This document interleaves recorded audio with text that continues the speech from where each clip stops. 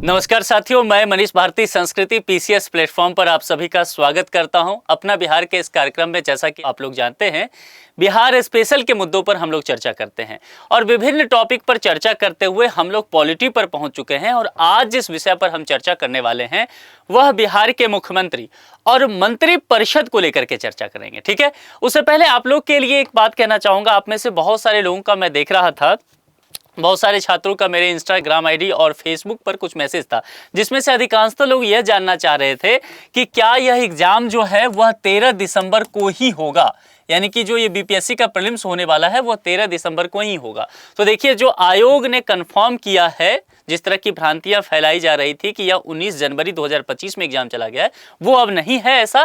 13 दिसंबर ही अभी तक कम से कम डेट तो यही है। अब दूसरी बात है कि लोगों ने कहा कि भाई अगर 13 दिसंबर है तो आप हमें ये बताइए कि हम टिकट वगैरह कैसे कटाएं। यानी कि कुछ लोगों का देख रहा था, एक बच्चे थे वो राजस्थान से थे, एक का मैंने देखा वो मध्य प्रदेश से, एक उत्तराखंड से थे। यानी कि आप लोग अलग अलग स्टेट के आ रहे हैं एग्जाम देने, क्योंकि बिहार में होता है कि बिहार के लोग या झारखंड या यूपी के लोग तो एग्जाम देते हैं, लेकिन राजस्थान के हों, उत्तराखंड के हों, ऐसा कम होता है। लेकिन अच्छी बात है, इस बार वैकेंसी ज्यादा है तो बाहर के लोग भी आएंगे एग्जाम देने के लिए। और उनके मन में एक शंका है भी कि फिर बिहार जाएं, कब जाएं, कहीं टिकट ना हो, और बिहार जाने में थोड़ी परेशानी भी होता है। तो देखिए, आप लोग का करना क्या है, पूछ रहे थे कि कहाँ लोकेशन लेना चाहिए, किस जगह का टिकट पहले से। आप ऐसा कर सकते हैं, बिहार जाने वाली जितनी भी ट्रेन है अभी 5-6 घंटे लेट चल रही है, तो आप एक दिन या आधे दिन तो निश्चित तौर पर सेफ लग करके चलिएगा। ऐसा बिल्कुल नहीं कि अगर एग्जाम 13 दिसंबर को होने वाला है तो 13 दिसंबर को पहुंचे। आप कोशिश कीजिएगा 12 दिसंबर को ही पहुंच जाए सवेरे तक। और नहीं कुछ तो आप पटना, जहां भी रहने वाले हैं आप लोग, अगर जयपुर रहने वाले हैं, आप अगर देहरादून के रहने वाले हैं, कहीं भी दिल्ली से जा रहे हैं कुछ लोग, तो आपको करना क्या है, पटना तक का ले लीजिएगा, है ना। चूंकि एडमिट कार्ड तो अभी आया नहीं है, एडमिट कार्ड आएगा एक ही सप्ताह पहले, तो अभी टिकट ले लीजिए। और पटना अगर एक बार पहुंच जाते हैं, उसके बाद कहीं भी सेंटर होता है यदि बीपीएससी का आपका, चाहे वो किशनगंज में हो जाए, चाहे वो बक्सर में हो जाए, चाहे वो दरभंगा हो, चाहे वो मोतिहारी हो, है ना, चाहे वो कटिहार हो, कहीं भी भागलपुर, आप वहां से आसानी से बस से जा सकते हैं ना, या फिर वहां जो लोकल ट्रेन है उसके माध्यम से भी आप जा सकते हैं। तो कुल मिलाकर के जितने लोग, चूंकि मैं बहुत सारे लोगों का देख रहा था, तो अब इंस्टाग्राम पे वो पर्सनल रिप्लाई करना मेरे लिए थोड़ा पॉसिबल हो नहीं पाता है। और फिर मैंने देखा कि कमेंट में भी आप लोग, कई लोग ये बात पूछ रहे हैं ना, तो इकट्ठे मैंने सोचा लेक्चर में बता दूंगा। तो कुल मिलाकर के अभी से ही थोड़ा सचेत हो जाइए, नहीं तो वाकई जिन लोगों ने ये पूछा है उनकी समस्या जायज है। बिहार जाना बाहर से थोड़ा कठिन होगा, है ना, ट्रेन से, तो फिर इस तरह से आप कर सकते हैं। चलिए अब टॉपिक पर आ जाए। बिहार के मुख्यमंत्री और मंत्री परिषद की हम चर्चा करने वाले हैं। जैसा कि मैंने आपको पहले राज्यपाल के विषय में सब कुछ समझा दिया था, उम्मीद करता हूं वो सब आपको पसंद आया होगा। आप लोग को लेक्चर कैसा लगता है और क्या सुधार करना चाहिए, क्या टॉपिक ऐड करना चाहिए, ये सभी कमेंट में बता सकते हैं। देखिए, अब यहां पर चर्चा करेंगे स्वतंत्र बिहार के मुख्यमंत्री और मंत्री परिषद को लेकर के। ठीक है, देखिए जैसा कि हम लोगों ने पहले भी चर्चा किया कि दो चीजें, कि एक जो होगा वह वास्तविक प्रधान होगा, यानी कि जो उस शक्तियों का एंजॉय करेगा। कार्यपालिका को लेकर के हम लोग जो चर्चा कर रहे थे, तो वास्तविक प्रधान कार्यपालिका के अगर राज्य सरकार के नजरिए से देखें तो वह निश्चित तौर पर मुख्यमंत्री ही होता है ना। संवैधानिक प्रधान के आधार पर राज्य का देखेंगे तो वह राज्यपाल होंगे, लेकिन उनके पावर का एंजॉय तो चीफ मिनिस्टर और उनका जो पूरा कैबिनेट होता है वही कर रहा होता है। राज्य प्रशासन के लिहाज से मुख्यमंत्री सबसे महत्वपूर्ण व्यक्ति होता है और एक तरह से कह सकते हैं कि प्रशासन के केंद्र में रहता है।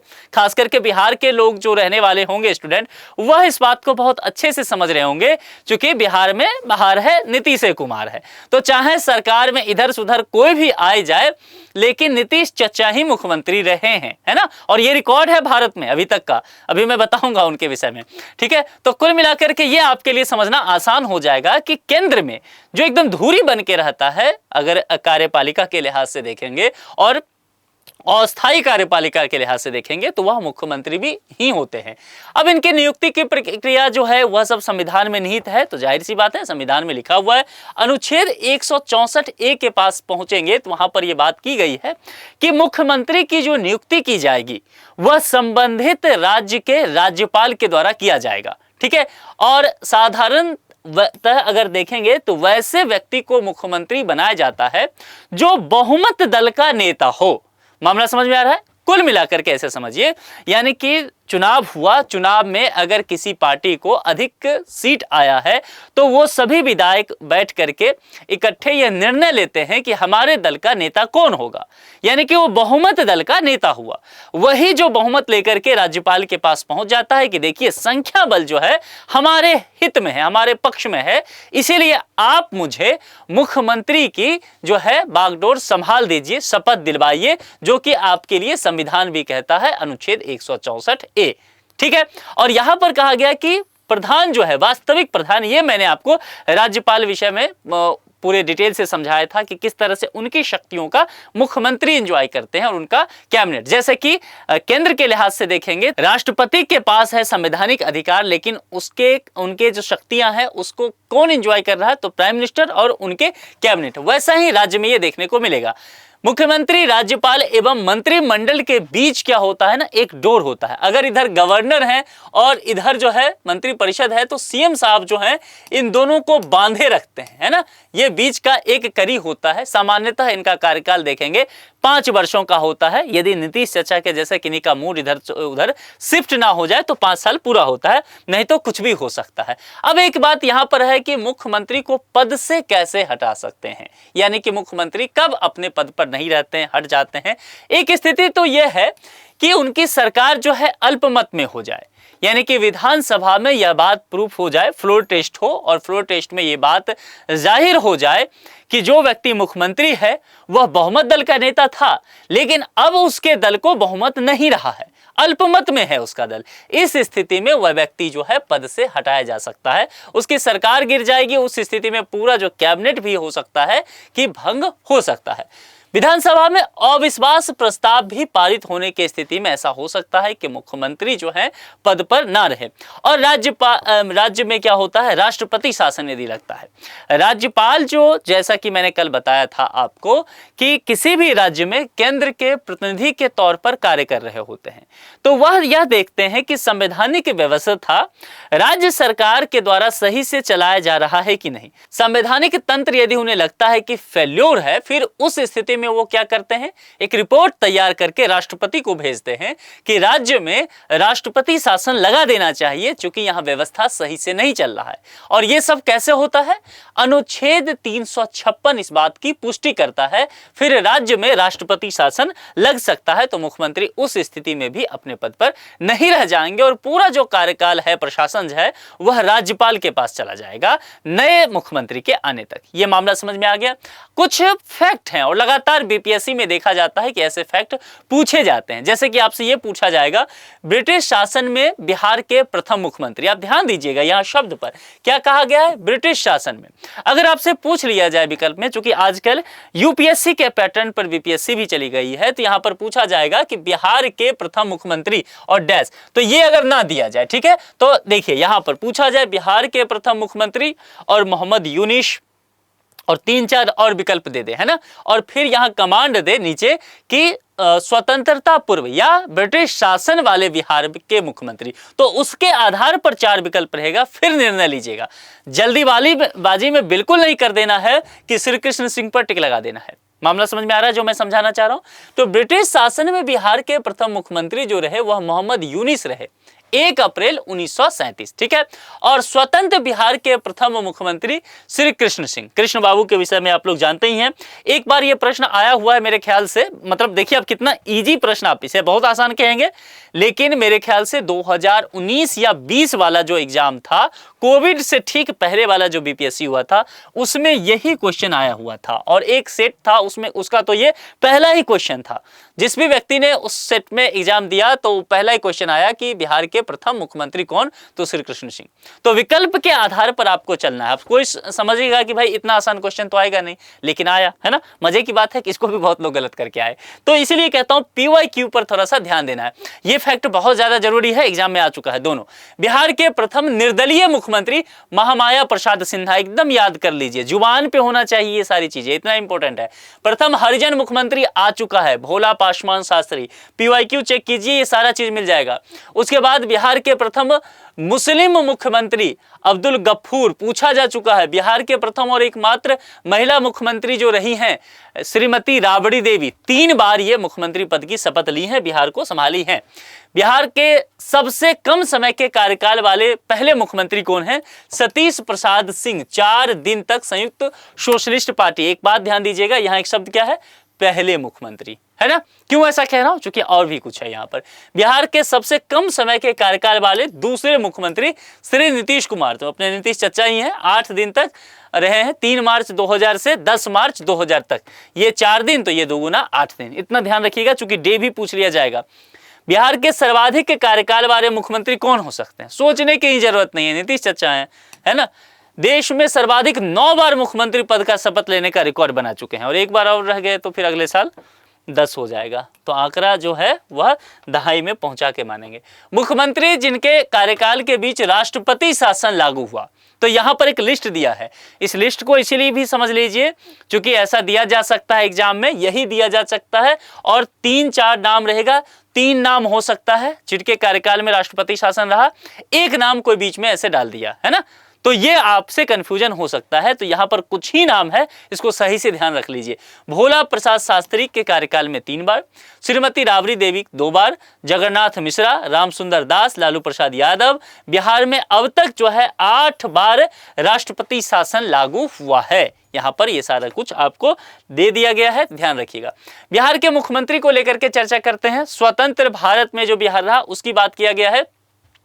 श्री कृष्ण सिंह को लेकर के चर्चा कीजिए। यहां पर 1946 से 1961 तक इनका कार्यकाल रहा, और किस तरह से आगे बढ़ता है यहां पर आप ये देखते चल सकते हैं, ठीक है। जैसे देखिए यहां पर भोला प्रसाद पासवान शास्त्री रहे हैं, फिर राष्ट्रपति शासन यहां पर लग गया है, भोला पासवान शास्त्री और फिर राष्ट्रपति शासन। तो ये ध्यान रखना है आपको, ठीक है। यहां पर आप स्क्रीनशॉट चाहें तो ले सकते हैं। जगन्नाथ मिश्रा तक, फिर राष्ट्रपति शासन रहा, फिर रामसुंदर दास के बाद राष्ट्रपति शासन रहा, ठीक है। इसके बाद आपको फिर से देखने को मिलेगा जैसे कि लालू प्रसाद यादव के बाद जो है राष्ट्रपति शासन लगा रहा, और फिर जो है चीज़ें आपको देखने को मिलेगा कि फिर से राष्ट्रपति शासन, और राबड़ी देवी जी के बाद फिर से राष्ट्रपति शासन लगता है। तो ये चीज़ें आपको ध्यान में रखना है ना। उसके बाद राष्ट्रपति शासन नहीं लगा है। मामला समझ में आ रहा है? आगे बढ़ जाए। मंत्रिपरिषद को लेकर के चर्चा करते हैं। इसमें आपको ये नहीं ध्यान रखना है कि कार्यकाल कहां से कहां तक रहा, एक फ्लो है, बीच में 1-2 नाम इंपॉर्टेंट है कि किनके कार्यकाल से पहले या बाद में राष्ट्रपति शासन लगा है, तो ये सब थोड़ा ध्यान रखिएगा। मंत्रिपरिषद के विषय में करते हैं। संविधान के अनुच्छेद 163 के अनुसार एक मंत्रिपरिषद की व्यवस्था की गई है जो राज्यपाल के कार्यों में परामर्श एवं सहायता देने का काम करेंगे, है ना। अब यहां पर समझ लीजिए, राज्यपाल को निश्चित तौर पर शक्तियां तो संविधान के द्वारा दिया गया है ना, लेकिन वो मनमाने ढंग से कार्य नहीं कर सकते। उनके लिए भी व्यवस्था कर दिया गया है कि आपके लिए एक मंत्रिपरिषद होगा, उस मंत्रिपरिषद का प्रमुख जो है मुख्यमंत्री होगा, इनके सलाह पर ही आप कोई काम करेंगे, ये आपको परामर्श देंगे। तो यही चीजें यहां पर होता है। दूसरा लाइन जो है ना, ये ज्यादा इंपॉर्टेंट है। मंत्रिपरिषद सामूहिक रूप से, ध्यान दीजिएगा, सामूहिक रूप से राज्य की विधानसभा के प्रति और व्यक्तिगत रूप से राज्यपाल के प्रति उत्तरदायी होता है। क्या मतलब हुआ इस लाइन का? आ चुका है एग्जाम में, यूपीएससी भी इसको पूछ चुकी है, बहुत इंपॉर्टेंट है, आप समझिए इस चीज को। सामूहिक रूप से कहने का क्या तात्पर्य है? मंत्रिपरिषद व्यक्तिगत रूप से तो मेरे ख्याल से आप समझ गए होंगे, ठीक है, राज्यपाल के प्रति रहेगा क्योंकि उसी के प्रसाद प्रयत्न ये होते हैं, है ना। तो अब सामूहिक रूप से समझ लेते हैं। सामूहिक रूप से कहने का मतलब हुआ पूरा जो मंत्री परिषद है वह विधानसभा के प्रति, अगर ये आ जाए एग्जाम में कि क्या मंत्रिपरिषद सामूहिक रूप से राज्यपाल के प्रति जो है वह उत्तरदायी होता है? नहीं, ध्यान रखना है। किसके प्रति? विधानसभा के प्रति। क्यों ऐसा कह रहा हूं? मान लीजिए सरकार यहां अल्पमत में आ जाए, है ना, और सरकार भंग हो जाए, तो फिर क्या होगा? एक मंत्री पद से जाएंगे? नहीं, अपने आप स्वतः ही सारे मंत्री जो हैं हट जाएंगे पद से, क्योंकि सरकार ही भंग हो गई। तो सामूहिक रूप से विधानसभा के प्रति उत्तरदायी रहे, तो अगर जाएंगे भी सामूहिक रूप से ही, है ना। मनी बिल नहीं पास हो पाया, तो मनी बिल नहीं पास होने की स्थिति में जानते हैं ना, सरकार गिर जाएगी, तो पूरा का पूरा मिनिस्ट्री जो है खत्म। मामला समझ में आया? तो इसको इस हिसाब से भी समझना है, ये पूछा जा सकता है, ठीक है। संविधान के अनुच्छेद 164 क के अनुसार राज्यपाल द्वारा सर्वप्रथम मुख्यमंत्री की नियुक्ति की जाती है, और जब मुख्यमंत्री की नियुक्ति कर दी जाती है तो मुख्यमंत्री सलाह देते हैं कि जनाब ये बहुत सारा व्यवस्था करना है, बहुत सारा काम चलाना है, अकेले तो मैं काम कर नहीं पाऊंगा, तो बोलते हैं क्या चाहते हैं बताइए, तो उनका कहना होता है कि देखिए हमें एक टीम चाहिए अपने काम को सुचारू रूप से चलाने के लिए, और उसके लिए कुछ लोगों का नाम सुझाते हैं वो कि ये सब हमारे शासन में, हमारे कार्यकाल में मंत्री रहेंगे, मैं बस इनका प्रमुख हूं और हम सब मिलकर जन कल्याण का कार्य करेंगे। तो राज्यपाल क्या करते हैं, मुख्यमंत्री की सलाह पर अन्य मंत्रियों की नियुक्ति कर रहे होते हैं। मामला समझ में आ गया। अब देखिए यहां पर एक चीज ध्यान रखिएगा कि मंत्री परिषद में 3 प्रकार के मंत्री शामिल होते हैं। एक हो गया कैबिनेट मंत्री, जिनके पास प्रमुख विभागों की जिम्मेदारी होता है। एक हो गया राज्य मंत्री, इन्हीं के साथ अटैच कर दिया जाता है ना। मान लीजिए जैसे कि वित्त मंत्रालय है, वित्त मंत्रालय के अंतर्गत 5-6 विभाग होता है। तो ये ऐसा हो सकता है कि एक वित्त मंत्रालय हो, ध्यान दीजिए मैं जो समझा रहा हूं, है ना, वित्त मंत्रालय हो और इस वित्त मंत्रालय के अंदर 6 विभाग हैं। तो एक क्या हो जाएगा, एक मिनिस्टर तो हो ही जाएंगे, ठीक है, और ये 6 विभाग हैं। अब ये मिनिस्टर साहब जो हैं, वित्त मंत्री, ये 6 विभाग को कितना देखते रहेंगे, तो ऐसा डिवाइड कर दिया जा सकता है कि इसमें 2 जो है राज्य मंत्री बना दिया जाए। कौन ये होंगे, राज्य मंत्री, ये दोनों राज्य मंत्री हो जाएंगे। ये वाला हिस्सा जो है ये राज्य मंत्री हो गए, इनके पास 3 डिपार्टमेंट दे दिया जाए, ठीक है, और ये जो एक मिनिस्टर साहब है इनको भी 3 डिपार्टमेंट दिया जाए। तो ये 6 और 6 डिपार्टमेंट का काम देखेंगे, मतलब 3-3 6 का काम देखेंगे, और ये दोनों रिपोर्ट सामूहिक रूप से वित्त मंत्री को कर देंगे, ये मुख्यमंत्री को करेंगे, वो राज्यपाल को करेंगे। मामला समझ में आ रहा है, ऐसा हो सकता है ये। इसी में एक राज्य मंत्री स्वतंत्र प्रभार भी होता है। स्वतंत्र प्रभार है कि वो कैबिनेट का हिस्सा नहीं होते हैं, ठीक है, लेकिन उनको स्वतंत्र प्रभाव से एक मंत्रालय दे दिया जाता है। मान लीजिए युवा मंत्रालय दे दिया गया, खेल कूद मंत्रालय दे दिया गया, ऐसा तो स्वतंत्र प्रभाव से उनको दे दिया जाता है, उनके ऊपर कोई जो है मिनिस्टर नहीं रहता। एक उप मंत्री भी कहीं कहीं होता है, लेकिन देखिए ये आवश्यक नहीं है, ये डिपेंड करता है कि क्या मुख्यमंत्री चाहते हैं उसके हिसाब से, और इसमें बहुत सारे समीकरण जो है, राजनीतिक समीकरण, वो सब बिठाया जाता है, उसके बाद ये चीजें होती है। मंत्रिपरिषद के कार्य क्या होते हैं, सिंपल सी बात है, मैंने आपसे बताया कि मुख्यमंत्री क्या कहते हैं राज्यपाल से, क्या ध्येय है उसका कि मैं अकेले काम नहीं करूंगा, जन कल्याण का काम सब मिलकर करेंगे हम लोग, उसके लिए एक टीम चाहिए, तो मंत्रिपरिषद बनता है। यानी कि जो नीति निर्माण का काम है, पॉलिसी मेकिंग का काम है ना। अब देखिए उसमें मैंने आपसे कहा था शक्ति का पृथक्करण सिद्धांत में विधायिका और फिर उसके बाद कार्यपालिका और न्यायपालिका, तो न्यायपालिका का काम तो यहां पर है नहीं, फिर लेकिन काम किसका है, विधायिका का तो है ना, और विधायिका के साथ किसका है, कार्यपालिका का तो है। तो कुल मिलाकर के ये जो रहते हैं, ये मंत्रिपरिषद जो है वह विधायिका का काम भी करेंगे, विधानसभा में बैठ के कानून भी बताएंगे। और चूंकि ये मंत्रिपरिषद जो है वह क्या है, अस्थायी कार्यपालिका है। अस्थायी कार्यपालिका क्यों है, क्योंकि इनका टर्म जो है 5 साल है, या उससे पहले भी राज्यपाल के प्रसाद प्रयत्न है, मुख्यमंत्री कहेंगे हटाइए इनको, हम दूसरा देते हैं तो आ जाएंगे। मामला समझ में आ रहा है। तो ये अस्थायी है, अस्थायी जो आप लोग बनेंगे, एसडीएम बनेंगे, डीएसपी बनेंगे, है ना, जो आईएएस आईपीएस होते हैं, ब्यूरोक्रेसी के लोग, वो होते हैं। तो यहाँ पर और फिर ये जो विधायिका बनाएगा, ये विधायिका विधानसभा से बन के आएगा, जिसमें इनका महत्वपूर्ण योगदान तो होगा ही, और फिर ये जो विधानसभा कानून बना देगी तो उसको लागू कराने का काम भी इन्हीं मंत्री जी के पास होगा, है ना। और ये जो है अस्थायी जो कार्यपालिका होगा, जो भी प्रशासक होंगे उनके द्वारा ये काम चला रहे होंगे। मामला समझ में आ रहा है, इस पैटर्न को समझना है। इसीलिए ये नीति निर्माण को काम को आगे बढ़ाएंगे। सार्वजनिक वित्त पर मंत्रिपरिषद का अधिकार होता है। किसके सार्वजनिक वित्त पर, जो राज्य का सार्वजनिक वित्त है उसको लेकर के बातें किया गया है। मंत्रिपरिषद ही क्या करती है, बजट बनाती है। ग्राम स्तर से लेकर के देखा जाता है कि गांव में, फिर पंचायत में, जिला स्तर पर, फिर बीच में ब्लॉक, फिर जिला स्तर, फिर ये देखा जाता है कि कितने सभी जो मिनिस्ट्री हैं, अगर मान लेते हैं 65 मिनिस्ट्री हैं, तो सभी से बजट का आंकड़ा जाता है कि ग्रामीण मंत्रालय को कितना पैसा चाहिए इस साल चलाने के लिए, काम चलाने के लिए, है ना, वित्त मंत्रालय को कितना पैसा चाहिए, स्वास्थ्य मंत्रालय को कितना पैसा चाहिए। सभी मिनिस्ट्री जो है अपना अपना डेटा भेज देती है कि हमें इतना इतना रकम चाहिए। ये सब मिलकर के क्या होता है, एक बजट तैयार किया जाता है और फिर उसे विधानमंडल में प्रस्तुत किया जाता है।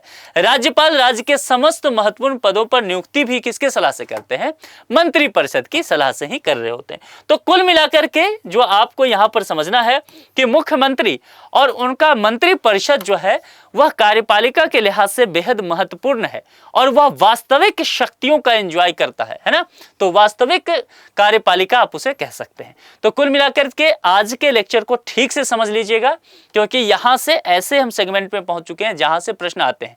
ध्यान दीजिए एक बात, जो बीपीएससी एग्जाम आप देंगे ना, उसमें होता क्या है कि पॉलिटी का जो सेगमेंट होता है, पॉलिटी का सेगमेंट आपको गलत करा दिया जाएगा। मतलब ऐसा विकल्प रहेगा, प्रश्न आपको आसान दिखेगा लेकिन आपको लगेगा कि बहुत आसान चीजें हैं, विकल्प एक जैसा दिखेगा और आप गलत करके आ जाएंगे। जैसे विवाह सब में होता है ना कि एक लड़की आ रही होती है दुल्हन, और उसकी 4-5 सहेलियां जो होती है वह भी दुल्हन की जितना ही खूबसूरत और एकदम बन ठन के टिप टॉप होके तैयार। दुल्हा कंफ्यूज कि भाई कौन है ओरिजिनल, है ना, मतलब विकल्प कौन सा है। तो आप लोग दुल्हा होंगे, है ना, और वो पूरा विवाह मंडप होगा जो आप कयामत के दिन 13 दिसंबर को एग्जाम हॉल में बैठे होंगे। तो पॉलिटी के विकल्प को ध्यान से पढ़िएगा, सही से एक एक शब्द को देखिएगा, प्रश्न में क्या कहा गया है, विकल्प को अच्छे से पढ़ के और सही से दुल्हन का चयन करना है, सहेलियों का नहीं। यानी कि सही विकल्प पर टिक लगाना है आपको, और ये गलत होने के चांसेस रहते हैं, इसलिए आगाह कर रहा हूं पहले से ही। ठीक है, तो कुल मिलाकर के इस लेक्चर में इतना ही, फिर मुलाकात होगी। अपना बेहद ख्याल रखिए, बहुत बहुत शुक्रिया।